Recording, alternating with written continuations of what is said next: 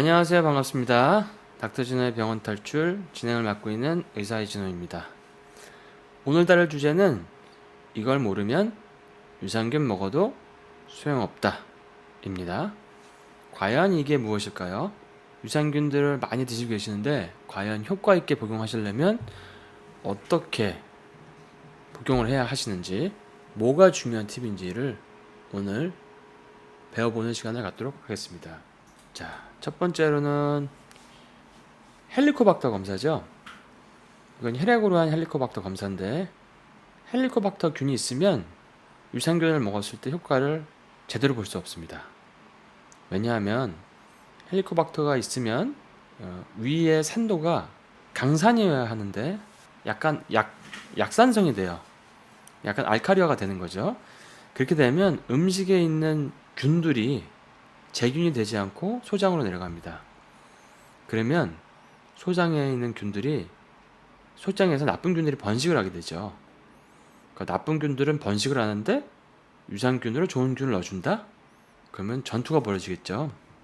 그래서 사실은 이런 경우에는 헬리코박터 제균을 먼저 하고, 그 다음에 대장에 있는 균도, 소장에 있는 균도 죽이고 나쁜 균을, 그리고 좋은 균, 유산균을 먹는 게 순서입니다. 그래서 근데 헬리코박터가 내시경 할 때도 검출이 안 되는 분들이 있어요. 보통 일반 검진에는 내시경 항목이 안 들어가 있어서 검사를 해달라고 얘기를 해야, 요청을 해야 해주고요. 그 다음에 출혈이 많이 났을 경우에는 그 헬리코박터가 그 부위에서 도망가기 때문에 조직 검사에서 안 나오는 경우도 있습니다. 그래서 헬리코박터를 알고 싶을 때 혈액 검사와 뭐 호기 검사, 뭐 조직 검사 이런 걸 같이 하는 경우도 있고요. 아니면 내시경을 꼭 하기 힘들면 이렇게 혈액 검사 아니면 호기 검사 이런 걸 동시에 해가지고 하나라도 나오면 있다고 판단하고 치료를 하게 됩니다. 자, 이거는 유기산 검사에 그러니까 장에 나쁜 균이 있는지 보는 그 결과인데요. 검사 결과인데 이 빨간 것들이 다 나쁜 균들이거든요. 근데 나쁜 균들이 상당히 많죠. 나쁜 세균도 있고 혐기성 균도 있고 곰팡이 균도 있고. 근데 곰팡이 균은 정상적으로는 3 이하여야 하는데 칸디다가 84.6이니까 무려 한 25배? 뭐 이 정도 되는 것 같아요. 엄청나게 많이 증식돼 있죠. 건강의 시작은 위장관에서 시작이 되는데 이거는 너무나 장에 나쁜 균이 많이 증식돼 있네요. 자, 이거는 어떤 약이나 허브를 먹었을 때 장에는 나쁜 균을 죽일 수 있는지를 보는 검사인데, S는 센서티브고 R은 리지스턴트, 안 된다는 얘기죠.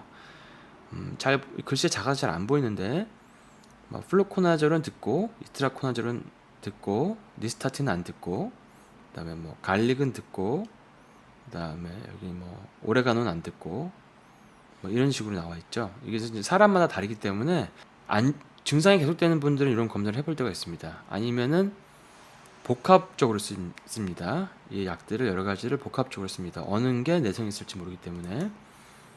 보면 니스타틴은 뭐 한 요 정도의 칸디다를 없애는 효과가 있고, 이분은 니스타틴이 머버린보다는 효과가 좋네요. 그 다음에 카프릴산보다도 니스타틴 효과가 좋고, 갈릭이랑 비슷하고, 뭐 우바얼신이랑도 비슷하고, 뭐 이런 식으로 사람마다 허브에 자기에게 자기 균에 잘 맞는 허브를 알 수가 있습니다.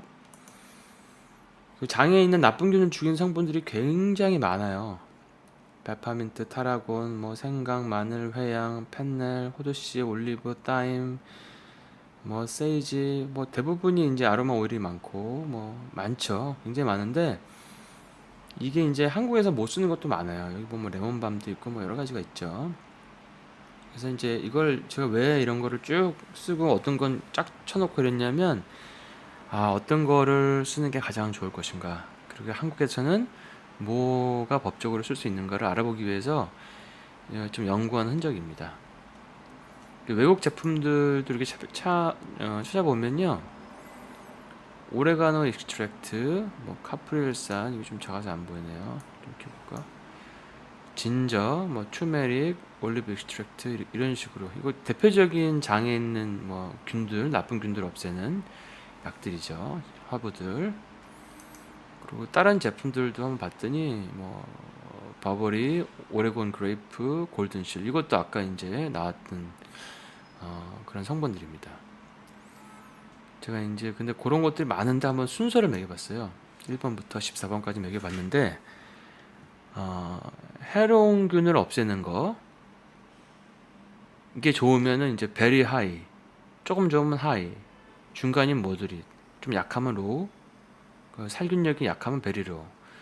중간에는 좋은 균도 죽일 수 있으니까 좋은 균을 살균하는 효과가 크면 베리 하이, 하이, 모더릿, 로우, 베리 로우. 위장관 장악 증상이 굉장히 세다 그러면 베리 하이, 약한 베리 로우. 그러면 어떤 게 좋을까요? 위장관 자극은 당연히 적고 좋은 균 살균력이 작아야 되고 해로운 균의 살균력은 높을수록 좋은 거겠죠. 그래서 순서를 딱 볼게요. 자, 첫 번째 시나몬 오일. 한국말로는 계피죠. 이게 나쁜 균 죽이는 거는 베리 하이고 좋은 균은 로우고 위장관 자극이 로우입니다. 굉장히 이상적이죠. 클로브 장향은 역시 해로운 균 살균력이 베리 하이, 그다음에 좋은 균은 로우, 위장 자극도 로우입니다. 굉장히 좋죠. 그래서 클로브 오일도 많이 씁니다. 제가 치료할 때 시나몬도 많이 쓰고요. 튜메릭은 해로운 균 살균력은 하이, 좋은 균 살균력은 베리로. 이거 굉장히 좋네요. 그 다음에 위장 자극도 베리로. 그러니까 튜메릭도 좋은 거죠. 강황도 먹으면 장애균이 죽을 수 있다. 그 다음에 갈릭에 있는 알리신이라는 성분도 나쁜 균은 죽이는데 좋은 균 죽이는 거나 위장 자극은 적다. 코코넛 오일도 있네요. 나쁜 균 죽이는 건 미디움인데 그 위장 자극이나 좋은 균 죽이는 거는 굉장히 적다. 그 다음에 카프릴산, MCT 오일에 있는 성분이죠. 나쁜 균 죽이는 건 하인데 역시 위장관 자극이 적다. 뭐 이런 식으로 제가 순서를 쭉 매겨봤어요. 진저, 뭐 올리브잎, 뭐 버버린, 뭐 님, 오레가노 오일, 그레이프프루트 시드, 나노콜라이드. 그러니까 이런 것들이 쭉 있는데 제일 좋은 거는 나쁜 건 잘 죽이고 위장 자극 적고 좋은 건 안 죽이고 그래야 이게 가장 좋다고 할 수가 있겠죠. 그래서 제가 시나몬이랑 카프릴산을 뽑아봤어요. 두 가지가.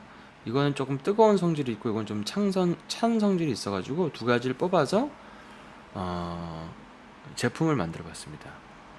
좀 더 연구를 했는데 어떻게 연구를 보니까 가장 그 캔디다 효과가 좋은 게 오일 중에 하나가 시나몬 오일인데 그래서 시나몬 오일은 천연의 항진균제다. 굉장히 효과적으로 쓸 수가 있고 그렇다 이렇게 이제 논문에 나와 있고요. 카프릴산 같은 경우도 이스트, 그러니까 진균 벽에 작용을 한다, 방해한다. 그리고 또 그뿐만 아니라 위에서 좋은 그 산도를 유지하는데 복구하는데 굉장히 좋다. 그러니까 위 산도가 좋아야 장에 나쁜 균이 증식하는 걸 방지할 수 있으니까 굉장히 중요한 거죠. 그리고 그 카프릴산은 칸디다의 성장을 억제한다. 그리고 바이오필름 그 막의 부착과 형성을 억제한다 이렇게 돼 있죠. 그리고 뭐 사카라이스 볼레디 같은 그 좋은 유산균주도 진균을 없애는 효과가 있다. 이런 논문들이 나와 있습니다. 안녕하세요. 반갑습니다. 진행을 의사 박효진입니다. 안녕하세요. 같이 진료하고 있는 김인숙 원장입니다. 예. 자, 오늘은 우리 인류의 영원 숙제, 유산균은 언제 먹어야 할까? 많은 분들이 궁금해하셔서 물어보시는데 요걸 한번 말씀드리려고. 원장님, 유산균은 언제 먹는 게 가장 좋을까요? 한마디로, 한 줄로 답변해 주시면? 아무 때나 드셔도 됩니다. 무엇보다 꾸준히 드시는 게 제일 중요하다. 예, 이게 핵심 포인트예요. 네. 오늘 테이크홈 메시지니까 이거 기억하시고 됐다 하시는 분은 이제 그만 보셔도 되고요. 좀 더 디테일하게 설명 듣고 싶으시면 그 후에 이어서 할게요. 네. 예. 그래도 가장 좋은 때라고 하면 언제가 제일 좋을까요? 굳이 따져보자면 1순위는 아침 공복인데 조건은 아침에 공복에는 유산이 많이 분비되니까 물을 많이 먹고 유산을 희석시키고 먹자. 네. 그 다음에 이제 아침에 주스나 비타민C, 사과식초 이런 거 먹을 수 있는데 그런 거를 먹으면서 같이 먹으면은 흡수가 떨어지니까 먹기 전에 먼저 먹든지 안 먹고 드시든지 그렇게 하시는 게 좋습니다. 그게 이제 아침 공복 할 때 좀 조심해야 될 부분입니다. 그리고 뭐 식단 공복은 유산이 좀 더 적을 수 있으니까 좀 날 수 있고, 그러니까 평소에 속이 쓰린 분들은 이제 식후 한두 시간 후에 드시는 게 좋은데 식후에 먹으면 유산균에 먹이가 많이 생겨가지고 좋을 수도 있지만 담즙이나 소화 효소가 나오잖아요. 그래서 그것 때문에 유산균의 생존율이 낮아질 수는 있습니다. 그래서 이런 식전, 식중, 식후 유산균 섭취에 따른 유산균의 생존율에 대한 연구가 있어가지고 한번 소개를 한번 해드릴까 하는데, 베니피셜 마이크로브라고 하는 저널에 2011년 11월에 실린 논문인데요. 각 균마다의 뭐 생존율이 좀 다르다 이런 거에 대한 내용인데, 먼저 한번 요약해서 간단하게 한번 우리 시청자분들께 설명 한번 해주시면 감사하겠습니다. 네. 세 가지 균종에 대해서 조사를 했고요. 락토바실러스, 비피더스균, 그다음에 사카로마이시스 보울라디균의 생존율을 식전, 식후 이렇게 드셨을 때 어떻게 달라지는지 조사를 했습니다. 그래프를 우선 보시면 락토바실러스 생존율을 보면 위와 12지장에서 식전 30분의 생존율이 더 높았던 것들을 볼 수 있고요. 비피더스균의 경우에는 마찬가지로 식전 30분에 복용을 했을 경우에 생존율이 더 좋았고, 식후 생존율은 대체로 좋지 않게 나타났습니다. 그리고 사카로마이시스 보울라디균의 생존율을 보면 식전, 식후 둘 중에서 식전이 더 높기는 하지만 식후에도 비슷한 생존율을 보이고 있는 것을 알 수 있습니다. 그리고 뭐 약간의 지방을 함유하고 있는 음식을 섭취하기 전에 복용했을 때 생존율이 또 높았다, 이런 결과들을 보여주고 있어요. 균주마다 약간 식전, 식후에 대한 생존율이 다르다는 게 좀 특이하고요. 그리고 또 좀 생각해 볼 거는, 사실 우리가 먹는 유산균에 락토바실러스만 있거나 비피더스만 있거나 이런 것보다는 이게 섞여 있기 때문에 제가 보기에는 결국 처음에 얘기했던 꾸준히 드시는 게 가장 중요하다, 이런 결론에 다시 한번 도달할 수 있습니다. 그 다음에 또 한 가지 연구를 더 보겠습니다. 이것도 좀 약간 비슷한 뉘앙스인데, 20명의 건강한 이탈리아인들을 대상으로 해서 10명은 식전 30분, 10명은 식후 30분에 한 달간 유산균을 복용했는데 그 후에 어떻게 됐나요? 궁금한데요. 첫 번째 그래프에서 보면 비피더스균에 대한 내용이고, 1번부터 8번까지는 식전 복용을 한 결과이고, 9번부터 16번까지는 식후 복용을 한 결과입니다. 식전에도 어느 정도 상승한 부분이 있긴 하지만 식후에 고르게 상승한 걸 볼 수 있고요.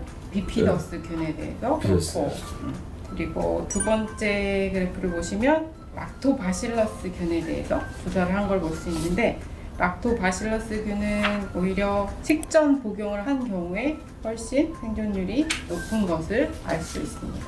이 논문을 봤을 때 균주마다 차이가 있다는 건 있는데, 결론을 뭐 좀 선생님이 내려주시자면 어떻게 해요? 균종마다 차이가 있긴 하지만 식전과 식후에 크게 차이는 없었다, 이렇게 보시면 될 것 같아요. 역시 이것도 꾸준히 복용하는 게 가장 좋은 복용법이다. 네. 유산균이 산에는 약해서 산을 피해서 복용을 하는 걸 포인트로 생각하면 될까요? 맞아요. 그리고 이제 여러 가지 형태의 그 유산균 지제들이 있는데, 생존율이 좀 높은 형태는 어떤 게 좋을까요? 파우더형, 액상형 이런 것들보다는 캡슐형이나 요거트의 유산균 생존율이 더 높다고 되어 있습니다. 그래서 오늘 여러분들이 궁금해했던 유산균을 언제 먹어야 되나에 대해서 알아봤습니다. 도움이 되셨다면 구독과 좋아요 꼭 눌러주시기 바랍니다. 다음에 뵐게요. 여러분들 안녕.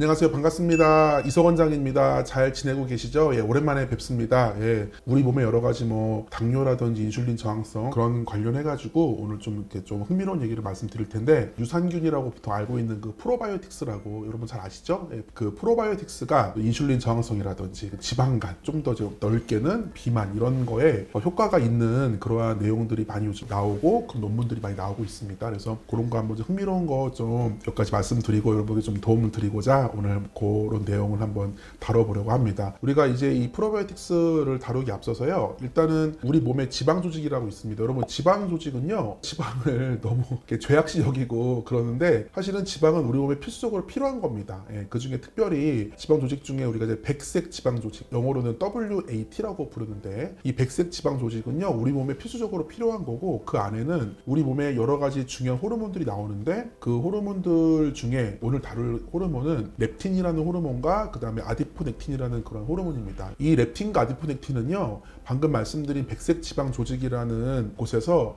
분비되는 우리 몸의 내분비 기관 중에 하나죠. 그래서 백색 지방 조직은 우리 몸에 필요한 지방, 지질, 콜레스테롤을 저장하는 그런 중심 역할을 하는 것 외에도 에너지 균형을 맞추고 그 다음에 염증을 없애주고 포도당 항상성을 포함한 광범위한 어떤 대사나 생리적 관여에 아주 필요한 그러한 지방 조직입니다. 여기서 이 아디포넥틴과 렙틴이라는 호르몬이 나오는데 뭐 그 외에도 WAT에서는 굉장히 많은 호르몬이 나오지만 대표적인 게 이 두 호르몬인 거죠. 이 중에 아디포넥틴이라고 하는 거는요, 염증을 없애는 항염증 작용을 하는 그런 호르몬이고 동맥경화를 막아주는, 그러니까 그 지방 조직에서 나오는 호르몬인데 동맥경화를 예방해주는 항동맥경화 효과가 있는 그런 호르몬이라고 하는 것이죠. 제가 나중에 한번 그 지방에 대해서 한번 자세히 한번 다룰 기회가 있겠지만 우리가 보통 지방 조직 그런 무조건 뭐 동맥경화 생기고 무조건 뭐 나쁘고 그런 게 아니라는 겁니다. 그래서 그런 거를 좀 알고 계시고, 오늘은 그 얘기 할 게 아니니까. 그래서 이렇게 이 백색 지방 조직에 나오는 이 아디포넥틴은 말씀드린 대로 항염증 작용, 항동맥경화 작용도 있고 그 다음에 항당뇨 효과도 있습니다. 그리고 인슐린에 민감한 그러한 단백질이기 때문에 우리가 당뇨가 있다거나 약간 비만인 환자분들, 그런 분들한테는 이 아디포넥틴이 감소되어 있는 것을 볼 수가 있습니다. 그리고 체중을 좀 감소시키면 또 이 아디포넥틴이 또 증가하는 걸 또 볼 수가 있습니다. 반면에 렙틴이라고 하는 호르몬이 있어요. 그 렙틴 호르몬은요, 우리 몸에 음식 소비를 좀 감소시키고 지방 생성을 또 하고 지방산을 산화시키는,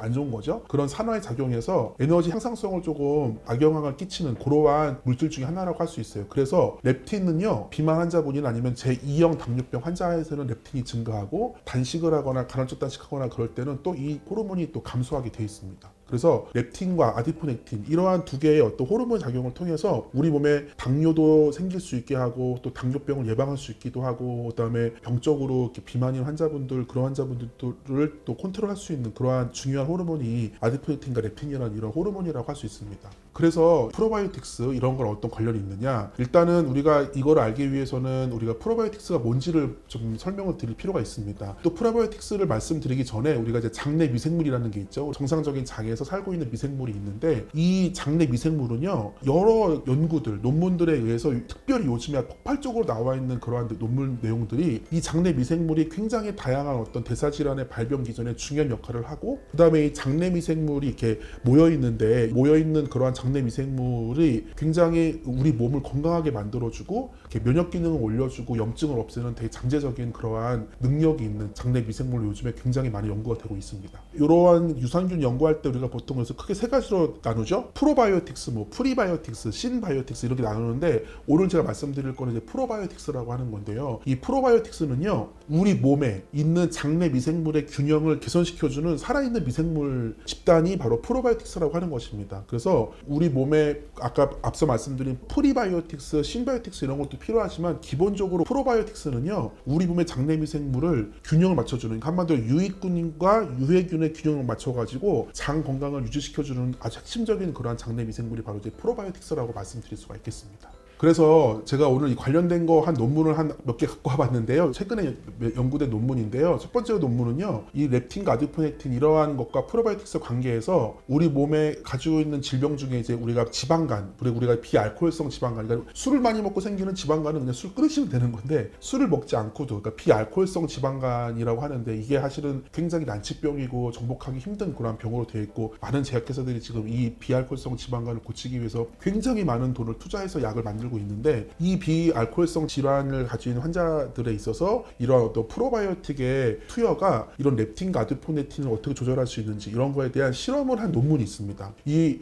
연구를 보니까 렙틴이랑 인슐린, 그 다음에 호마IR이라고 우리가 이제 잠재적으로 당뇨가 있는지 없는지를 보는 수치인데, 이러한 호마IR 이런 거의 혈청 농도는 프로바이오틱스를 투여하지 않은 그런 대조군에 비해서 렙틴이라든지 인슐린, 호마IR 이런 것들이 굉장히 유의하게 이제 감소했다라는 뜻입니다. 그리고 이 그룹 내에서 어떤 사람들의 어떤 구조가 이렇게 변화됐음에도 불구하고 이 아디포넥틴의 혈청 농도는 세 그룹 간에 그렇게 많이 변하지가 않고 렙틴은 떨어져 있다. 렙틴, 우리 몸에 인슐린 저항성 생기고 당뇨를 생기게 하고 지방 간염을 생기게 하는 그런 렙틴이 유의하게 수치가 감소됐다라는 하는 것이죠. 그리고 이제 공부풀당 같은 경우도 이런 어떤 프로바이오틱스를 넣었을 때 어떤 그룹에서는 이것들이 감소했다라는 것이죠. 그리고 인슐린 민감도 검사 지수, 우리가 보통 QEK라고 부르는데, 그 지수는 대조군에 비해서 그 인슐린 민감도가 굉장히 유의하게 증가했다. 한마디로 인슐린 저항성이 되게 감소했다. 좋은 거죠, 한마디로. 그렇게 나온 그런 논문입니다, 이 논문이. 우리가 장내 미생물이 고쳐지고 장내 미생물의 균형이 맞춰지면은 이렇게 당대사, 인슐린 저항성 이런 것들이 굉장히 좋아진다라고 하는 것이죠.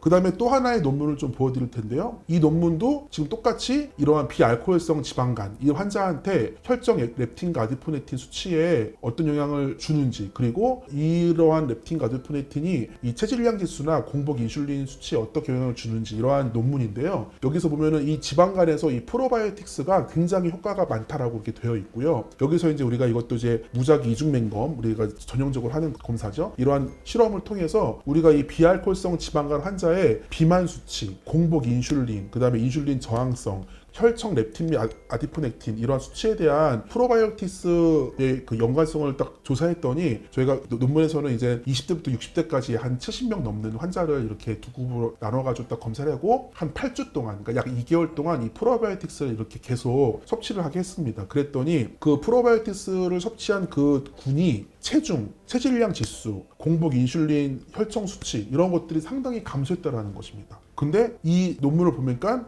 허리 둘레라든지 이런 것들은 그 큰 변화가 없었어요. 그 논문의 결과는 허리 둘레나 이런 것들은 운동을 해야 되고 그 외에 내분비적인 내부적으로 조절해주는 인슐린 저항성이라든지 이런 것들은 렙틴, 아디포넥틴의 어떤 그런 작용을 조절해주는데 이런 프로바이오틱스가 굉장히 큰 도움이 되더라라는 그러한 논문의 결과고, 이 논문이 이제 제시하는 거는 이러한 프로바이오틱스의 이런 공급이 체질량 지수, BMI라고 그러죠. 그런 체질량 지수와 인슐린 수치를 좋게 만들어줬기 때문에 이러한 비알코올성 지방간의 위험 요소를 줄이는데 굉장한 도움이 된다라고 그렇게 이 논문은 말하고 있습니다. 그 다음에 마지막으로 또 제가 말씀드리는 이 논문은요, 기존에 연구되어 있는 이러한 렙틴, 아디포넥틴과 프로바이오틱스의 그런 결과, 그런 거에 대한 논문을 모아가지고 이제 그 논문 자체를 분석하는 방법을 메타 분석이라고 그러는데, 그 메타 분석한 그런 논문인데요. 이 논문은 한 12개 정도의 논문을 쭉 이렇게 조사해가지고 통계를 내봤더니 통계적으로는 아직은 이 프로바이오틱스가 아디포넥틴을 증가시키고 렙틴을 떨어뜨리는 이러한 효과가 진짜 있을까라는 의구심이 있다라고 하는 또 그런 내용이기도 해요. 그래서 제가 이렇게 지금 논문을 프로바이오틱스를 투여했을 때 렙틴을 떨어뜨리고 아디포넥틴을 올리는 그러한 좋은, 그렇게 돼서 인슐린 저항성도 떨어뜨리고 체질량 지수도 떨어뜨리고 비만도 치료하고 지방간도 치료하는 프로바이오틱스가 효과가 있다라는 논문도 제가 소개시켜드렸고, 방금 말씀드린 대로 메타 분석을 하는 논문 연구에는 프로바이오틱스가 정말 그게 효과가 있을까라는 그런 논문도 있습니다. 제가 이거 이렇게 상반된 이런 논문들을 두 개 다 말씀드린 이유는 이게 아직은 좀 더 연구가 돼야 된다. 다만 메타 분석이라고 하는 거는 기존에 나와 있는 연구들을 그냥 이렇게